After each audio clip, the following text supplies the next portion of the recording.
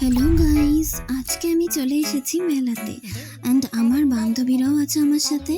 তো দেখো, ফার্স্টেই আমি জুয়েলারির দোকানে গেলাম, কিন্তু কিছু পছন্দ না হওয়ায় আমি ফ্যাশনাল দোকানে গেলাম। আর দেখো, কিছু সানগ্লাস আমি ট্রাইও করছিলাম আর একটা সানগ্লাস কিনলাম। তো তারপর আবার একটা জুয়েলারির দোকানে গেলাম কিছু ইয়াররিংস দেখতে।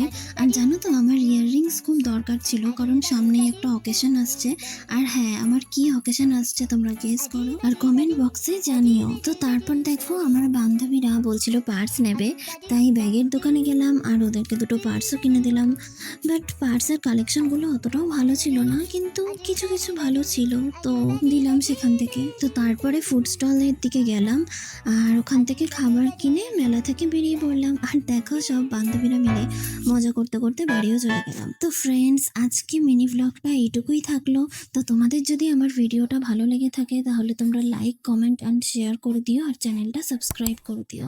আর হ্যাঁ, আমি মেলা থেকে কি কি কিনলাম সেটা যদি তোমরা দেখতে চাও তাহলে নেক্সট ভিডিওতে আমি শেয়ার করব।